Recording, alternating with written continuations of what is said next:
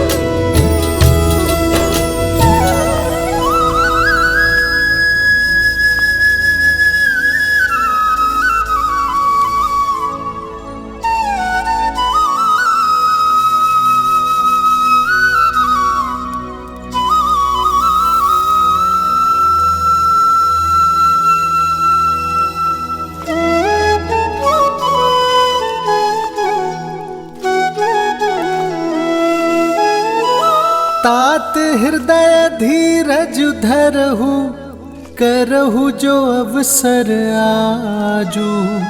उठे भरत गुर बचन सुनी, करन कहु सबु साजू।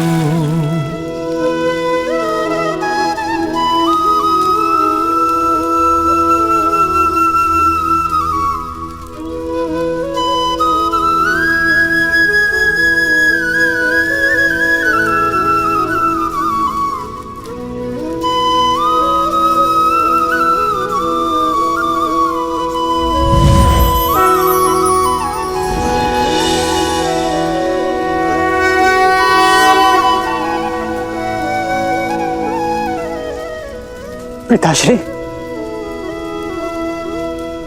पिताश्री! भैया संभालिए अपने आप को, संभालिए अपने आप को। आयुष्मान भव पुत्रो।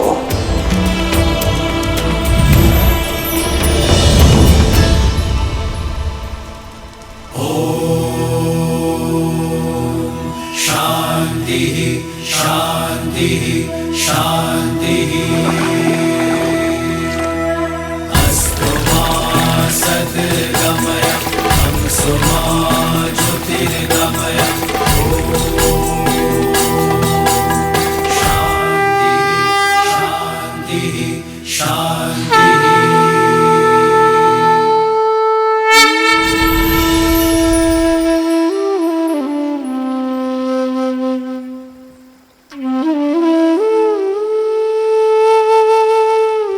पिताश्री,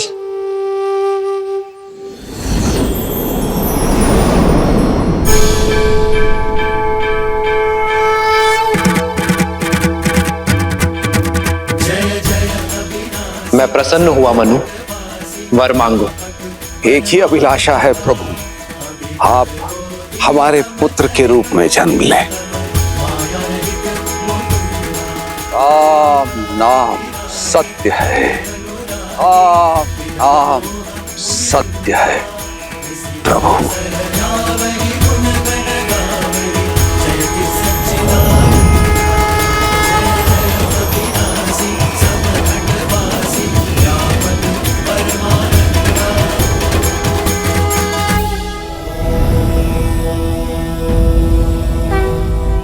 देवी होकर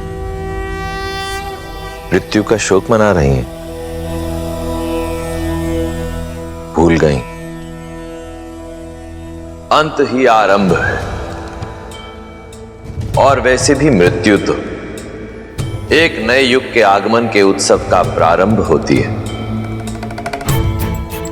दशरथ ने अपना संपूर्ण जीवन धर्म और कर्तव्य का आंचल थामा, अपने कर्मों से स्वयं को साधारण से महान बनाया, परंतु अब धरती पर उनका समय समाप्त हुआ और श्री राम का समय आरंभ।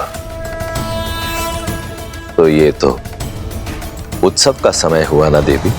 मैं दशरथ की मृत्यु का नहीं, एक मां की ममता की हत्या का शोक मना रही हूं महादेव।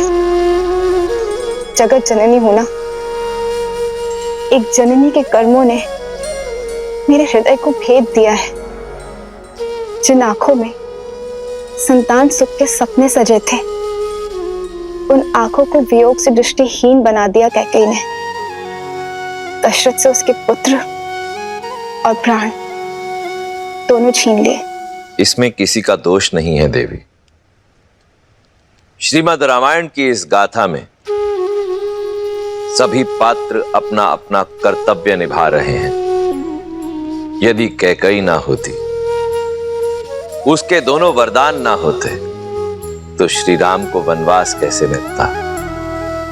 कैसे करते श्री राम संसार में मर्यादा की स्थापना? वास्तविकता तो यह है देवी कि संसार को पाप के श्राप से मुक्ति दिलाने में कैकेयी और उसके दोनों वरदानों का अत्यंत महत्वपूर्ण योगदान है। उतना ही बड़ा सत्य यह भी है कि संसार को धर्म की शिक्षा देने वाली इस महान गाथा में कैकेयी का योगदान कितना बड़ा है, कितना महान है, ये वो स्वयं भी नहीं जानती। अपना नाम, अपना सम्मान, यहां तक कि अपने मन की शांति की भी आहुति दे दी उसने, और श्री राम के जीवन को संसार के उत्थान की ओर अग्रसर कर दिया। इसलिए संसार को यह स्मरण रखना होगा कि श्रीमद् रामायण की इस महान गाथा के लिए जितना महत्वपूर्ण श्री राम का त्याग है, उतना ही महत्वपूर्ण कैकेयी का स्वार्थ भी है।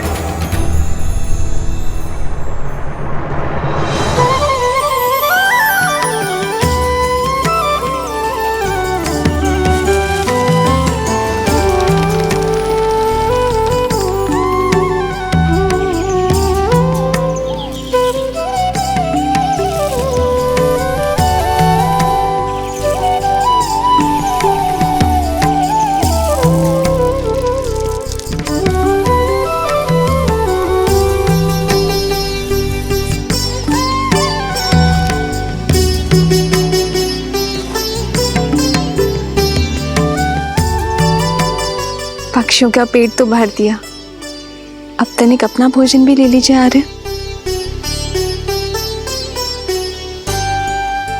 क्या देख रहे हैं आर्य? अपना सौभाग्य, जो कदाचित अयोध्या के राजमहल में कभी नहीं देख पाता। कितनी सरलता से मिथिला की राजकुमारी होने का पद, अयोध्या की युवरानी होने की प्रतिष्ठा, सब कुछ पीछे छोड़ तुम इस विषम परिस्थिति में ढल गई, एक वनवासिनी बनकर। वनवासिनी नहीं, आपकी संगीनी आर्य। आप तो मेरे प्रेम है और मेरी प्रेरणा भी। लीजिए। तुम्हारा भोजन कहाँ है सीता? पहले आप ग्रहण कीजिए, फिर मैं करूंगी। ये कैसे संभव है जब प्रेम, पद और परीक्षा एक समान है? तो फिर ये भेद क्यों सीता? बैठो। जन्म जन्म का है ये संगम, राम रतन सीता वैभव धन। एक है पौरुष, एक समर्पण, एक है रूप तो दूजा दर्पण। राम है लोचन, सीता दृष्टि, राम है बादल, सीता वृष्टि। राम सिया राम, सिया राम, सिया राम, राम सिया राम, सिया राम, राम सिया राम, सिया राम, सिया राम, राम सिया राम, सिया राम। पिछली बार आंख क्या लगी, श्री राम हमारी आंखों से ओझल ही हो गए थे। परंतु इस बार पलके तक नहीं झपकाएंगे और अपने श्री राम को वापस लेकर अवश्य आएंगे।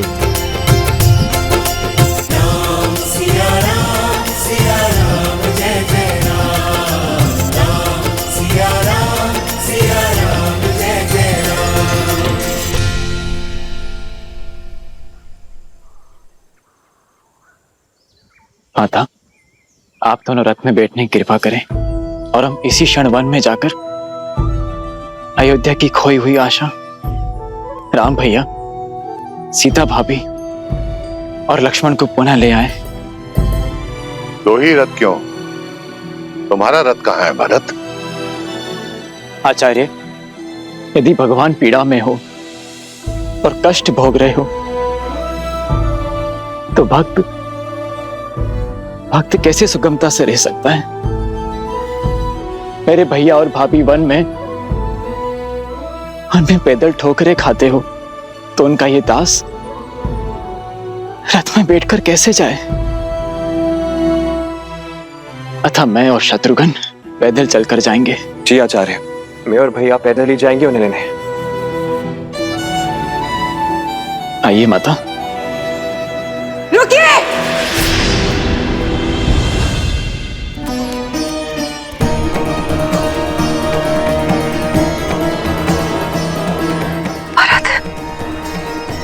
मैंने कहा था ना कि मेरे समक्ष मत आना। तुम्हारे रोकने से ना ये धर्म रुकेगा, ना कर्म, और ना ही ये अयोध्या। विनती है मेरी, और कोई स्वांग मत रचिए। हम निर्णय ले चुके हैं, हम राम भैया को पुनः लेकर ही लौटेंगे।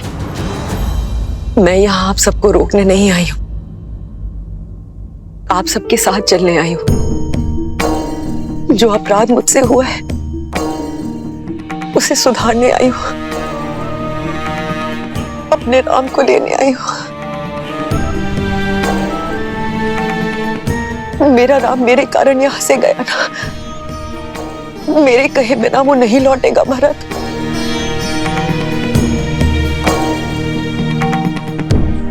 अयोध्या का सौभाग्य लौट आए, इसीलिए उन्हें लेने जा रहा हूं मैं। और इस शुभ कार्य में कोई भी अशुभ छाया नहीं पड़नी चाहिए। तुम्हें अपने साथ ले जाने से मेरे राम भैया को आहत पहुंचेगी। अत्यंत प्रेम है ना सिंहासन से, तो जाओ उसी सिंहासन से लिपट के अपने आंसू बहाओ जिसके मोह में पड़कर तुमने इतना बड़ा षड्यंत्र रचा। भरत, भरत मुझे क्षमा कर दो। भरत, शत्रुघ्न, शत्रुघ्न,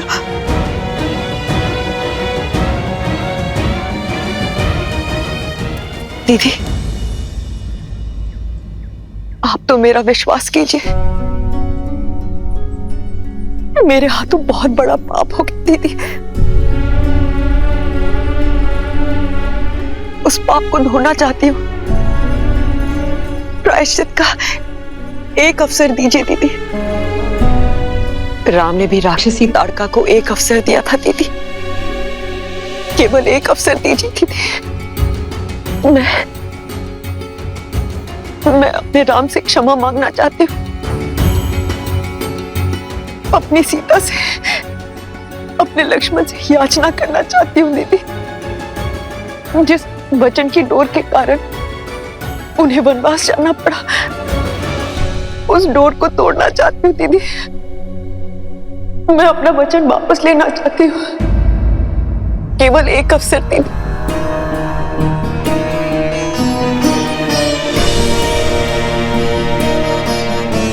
अन्यथा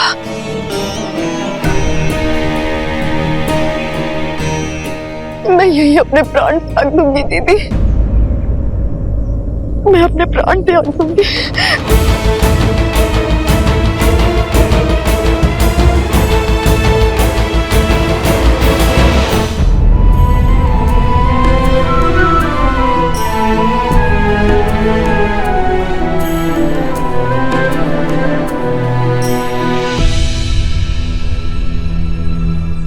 भरत, केके भी हमारे साथ जाएगी। किंतु माँ,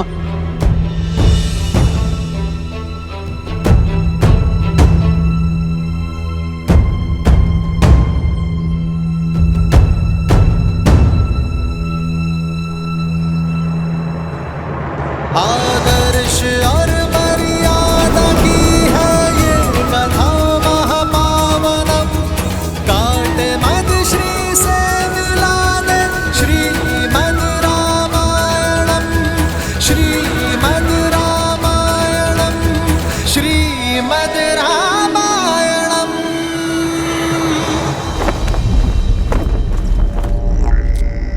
यस्य देवस्य तद्धर्वाः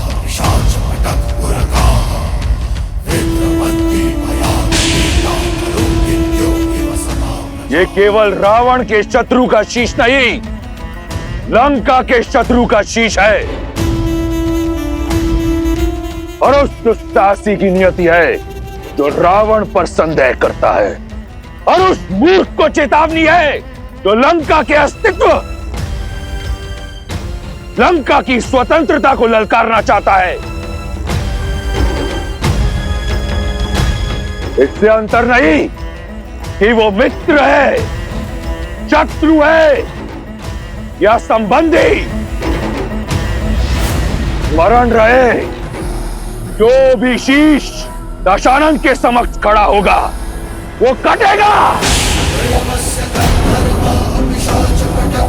वयम राक्षसम।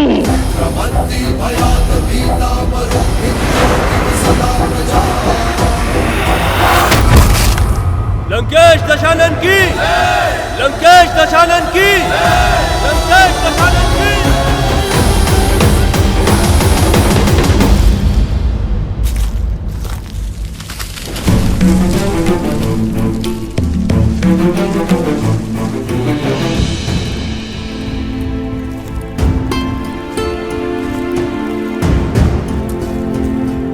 प्रणाम ऋषिगण। आयुष्मान भव। आयुष्मान भव। हम श्री राम से मिलने आए हैं, क्या उनसे भेंट हो सकती है? अवश्य, आइए इस ओर। कहिए ऋषिवर, मैं क्या सेवा करूं आपकी? श्री राम आपकी ख्याति सुनकर चले आए, रक्षा की भिक्षा मांगने। संतों की रक्षा ही तो एक क्षत्रिय का पहला धर्म है। आज्ञा करें। हम दंडकारण्य से आए हैं, जहां हम ऋषि मुनि ही क्या, प्रजा भी उन दो राक्षसों के प्रकोप से ग्रसित है। तो बताइए ऋषिवर, कौन है ये उद्दंडी?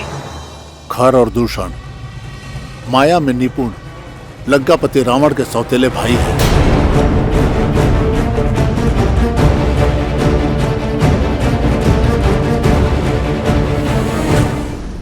लंकापति रावण का केवल एक ही उद्देश्य है, भय और बल से संपूर्ण जगत को अपने अधीन करना। फिर चाहे धर्म और न्याय की बलि ही क्यों न चढ़े, आतंक की सीमा पार ही क्यों न हो जाए। श्री राम, जैसे आपने तारका वर्ण को ताड़का मुक्त किया, उसी प्रकार से हमारे वर्ण को भी खर और दूषण के आतंक से मुक्त कीजिए। प्रजा की सुरक्षा और संतों की सेवा ही रघुवंश की परंपरा है ऋषिवर। हम उनसे विमुख नहीं हो सकते। आप निश्चिंत रहिए ऋषिवर। मुझे विश्वास है कि चित्रकूट में कोई बहुत बड़ा उद्देश्य हमारी प्रतीक्षा कर रहा है। कदाचित इसलिए ऋषि भारद्वाज ने हमें यहां रुकने का परामर्श दिया है। यदि आपकी आज्ञा हो तो चित्रकूट में अपना उद्देश्य समाप्त कर हम कुछ दिनों बाद यहां से प्रस्थान करेंगे। जैसी आपकी इच्छा। शब्दों से अधिक महत्व और कुछ नहीं। हमें विश्वास है, जिनके कोई नहीं उनके श्री राम है। अब शीघ्र आइए श्री राम, और हमें रावण और उसके भाइयों के आतंक से मुक्ति दिलाइए।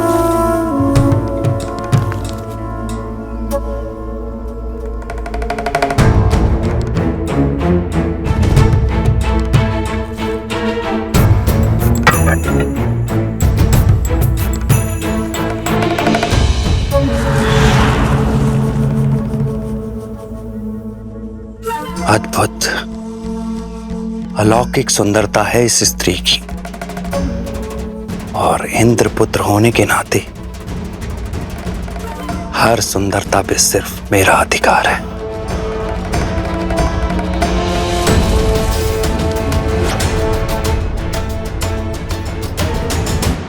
सीते, हाँ, केवल हाँ, मुड़कर भी नहीं देखेंगी?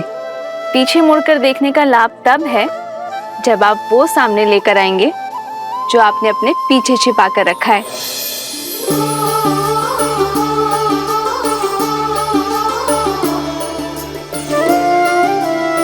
दृष्टि दूसरी ओर थी, तब भी देख लिया मुझे।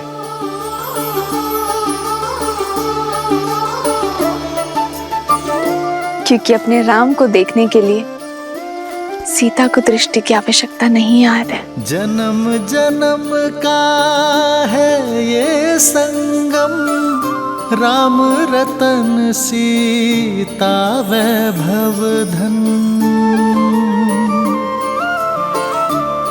ये तुम्हारे लिए है सीता।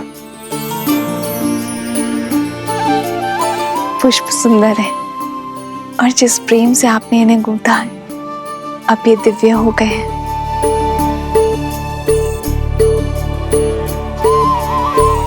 आपने ये केवल दिखाने के लिए बनाए हैं, तो स्वयं लगा दीजिए।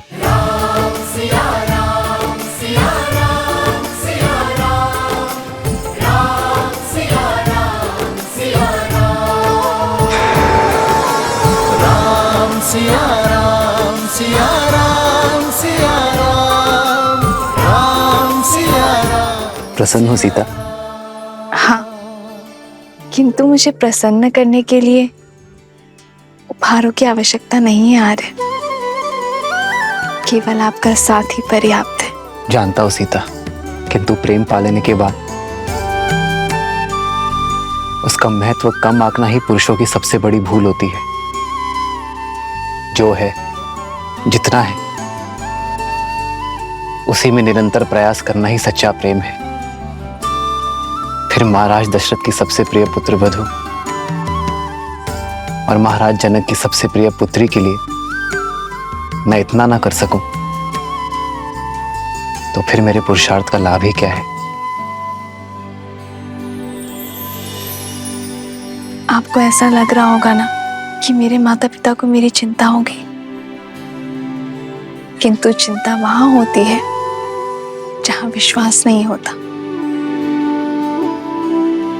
और मेरे माता पिता को आप पर पूरा विश्वास है। अपने जमाता श्री राम पर महाराज जनक का विश्वास पूर्ण है।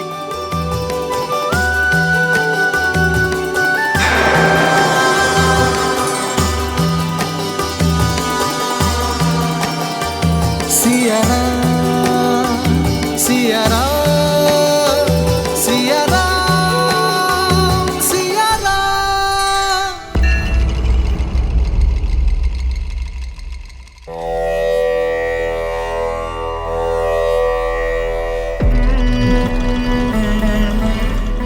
तिलक लगा रही हो, परंतु हाथों में कंपन है।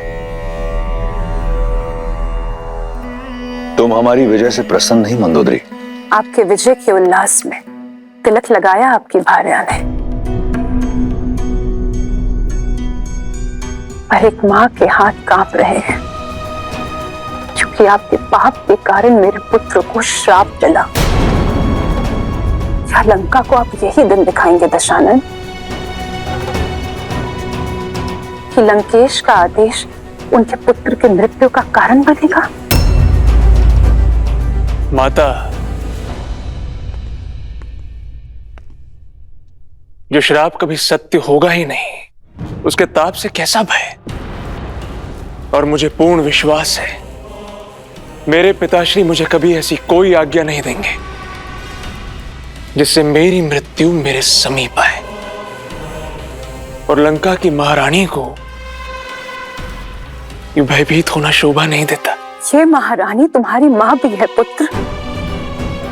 इस श्राप का भय इस मां के मन से कभी नहीं जाएगा। शाप और वरदान एक वीर के जीवन का भागीदार होता है मंदोदरी, परंतु एक पिता तुम्हें यह वचन देता है, जब तक मेरी श्वास चलेगी मेरे पुत्र पर किसी संकट की छाया नहीं पड़ने दूंगा। पाप और श्राप अपने परिणाम तक पहुंचने का मार्ग प्रशस्त कर ही लेते हैं लंकेश। पाप और पुण्य की परिभाषा इतनी सरल नहीं। तुम्हारी मां के मन से ये भय दूर करने का केवल एक ही मार्ग है मेघनाथ। जाओ, तप करके ब्रह्मदेव का आशीष पाओ और उनसे माया युद्ध का आशीष पाओ। एक बार तुम माया युद्ध में सिद्धस्त हो गए तो कोई शाप तुम्हें हानि नहीं पहुंचा पाएगा। जो आज्ञा पिताश्री। लंका की समृद्धि अमर रहे। आशीर्वाद दीजिए। यशस्वी भव।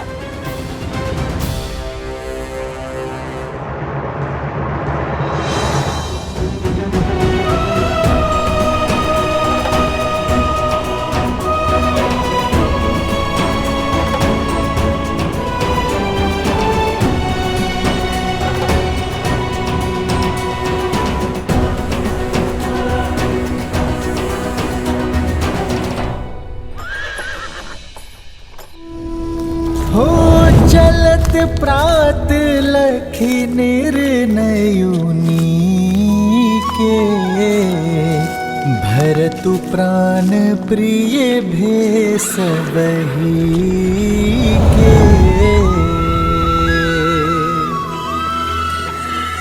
मुनि ही बंदी भरत ही सिरुनाई, चल सकल घर विदा कराई।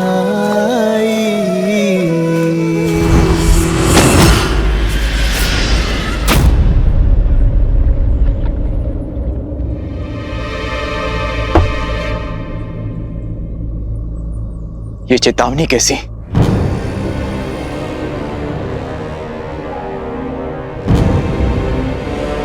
अयोध्या की सीमा लांघकर हम निषाद राज गुहा की सीमा में प्रवेश कर चुके हैं। अपने राम भैया को लाने के लिए हमें जो सीमा तोड़नी पड़े हम तोड़ेंगे।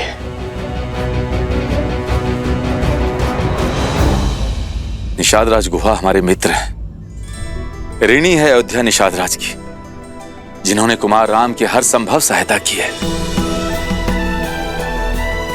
फिर तो वो हमारे मित्र हुए और पूजनीय भी। मैं अभी उनसे मिलकर उनकी सीमा पार करने की अनुमति लेकर आता हूं।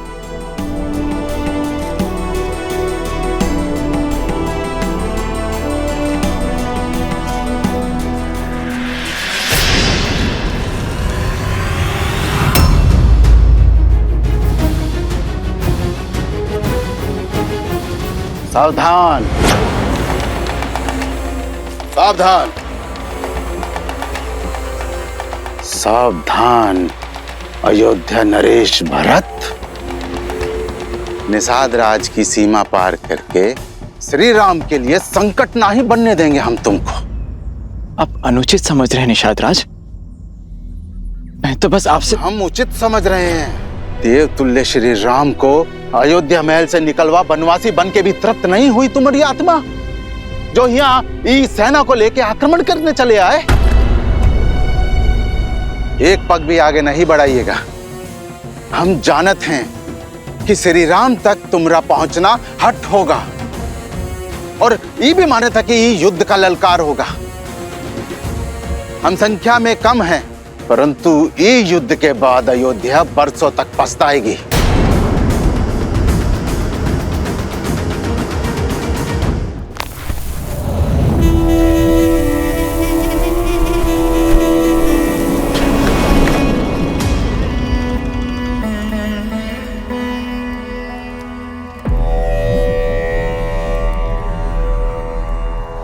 एक राजा के लिए उसका राज्य, उसकी प्रजा का हित, प्रजा की सुरक्षा सर्वोपरि होती है। मैंने जो किया वो किसी द्वेष से नहीं किया, मैं केवल अपना राजधर्म निभा रहा था।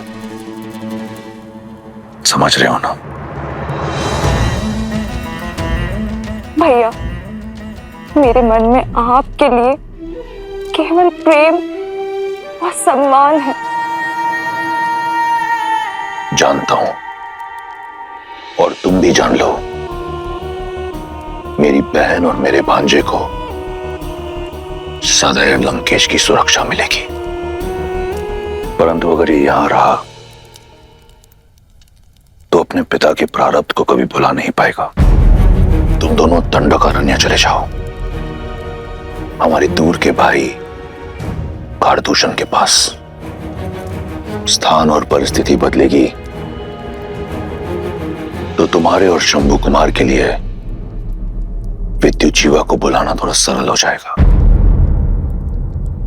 मैं समझती हूँ भैया, आपके आदेश का पालन होगा। मैंने तुम्हारा पति छीना है, तुम्हारा जीवन नहीं। पत्नी धर्म से मुक्त हो तुम, जीवन का नया पथ और नया साथी चुनने को स्वतंत्र हो तुम। ये मेरा वचन है, जो भी तुम्हें भाएगा तुम्हारा होगा, किसी भी मूल्य पर। ये रावण का वचन है।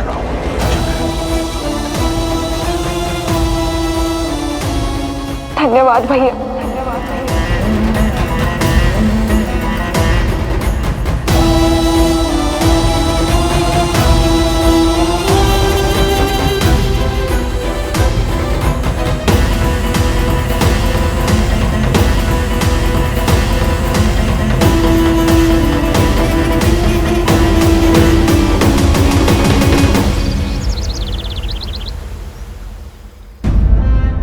महाराज दशरथ का देहांत और मेरी सीता, राम, सीता और लक्ष्मण को वनवास भेज दिया गया है। ये क्या अनर्थ हो रहा है अयोध्या में आर्य? मेरी सीता और उर्मिला के साथ घोर अन्याय। आर्य, हम इसी क्षण अयोध्या जाएंगे और लेकर आएंगे अपनी पुत्रियों को। हमने उनका विवाह कष्ट और यातनाएं सहने के लिए नहीं किया था। मैं अपनी पुत्री सीता को भली भांति जानता हूं। श्री राम के साथ वन में जाने का निर्णय उसी का होगा, और कुमार लक्ष्मण भी अपने भाई की परछाई हैं, बिना उर्मिला की सहमति के वन में नहीं गए होंगे। और इस संबंध के लिए हमारा कोई उत्तरदायित्व नहीं।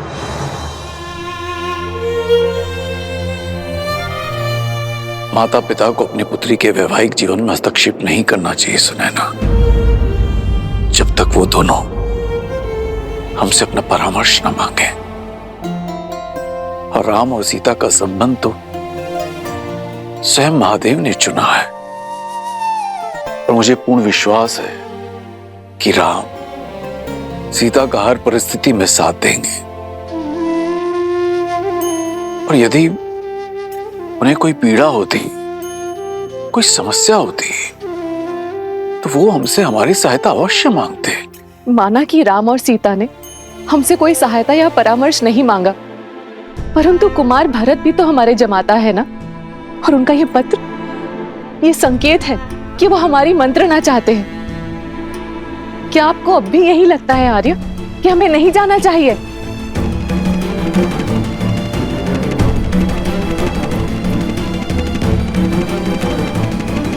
हमरे शरीर में प्राण रहते हम आपको आगे नहीं बढ़ने देंगे।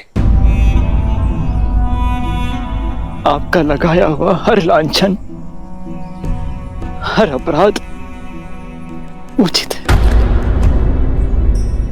मुझ पापी के कारण ही मेरे भैया राम को ये सब कष्ट भोगने पड़ रहे हैं।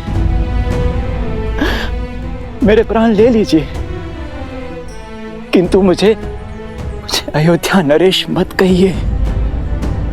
इससे मेरे श्री राम का अपमान होगा, क्योंकि वो सिंहासन केवल उनका है। ये भरत अपने भैया का केवल दास है। आपको मेरे प्राण लेना है तो मेरे भैया से भेंट करने के बाद ले लेना, क्योंकि ये जो भरत आपके सामने खड़ा है ये केवल देह मात्र है। आत्मा तो वनवास जा चुकी है। कृपया मुझे उनसे मिल लेने दीजिए। उनसे मिलना मेरे लिए अत्यंत आवश्यक है। मुझे आगे जाने दीजिए, उनसे मिलने दीजिए।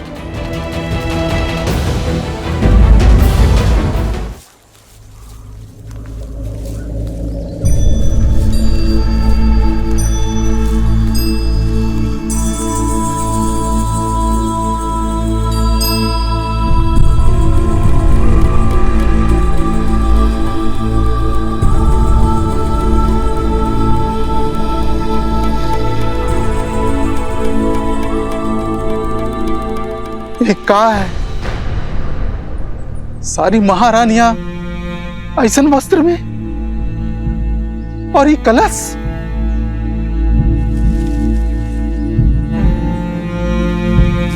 अपने धर्मात्मा पिता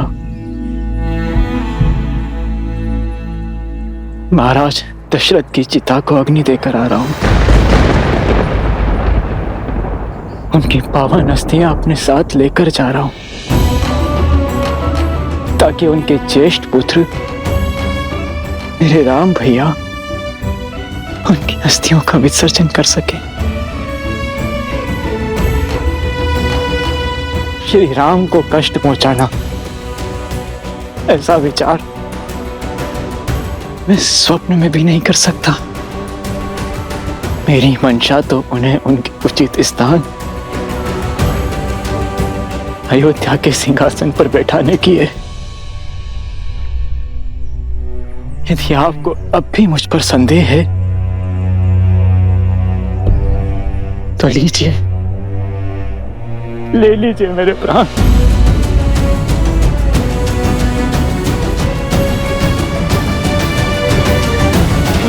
क्षमा प्रार्थी हूं आपकी मंशा पर संदेह किए। क्षमा।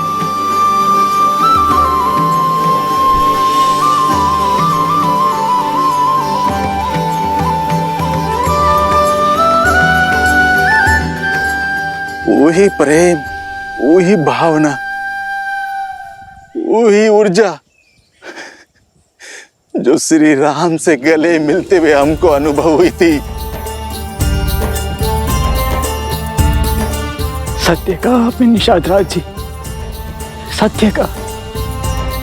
मुझे भी ऐसा ही आभास हुआ जैसे मानो मेरे राम भैया ने मुझे अपने हृदय से लगा दिया।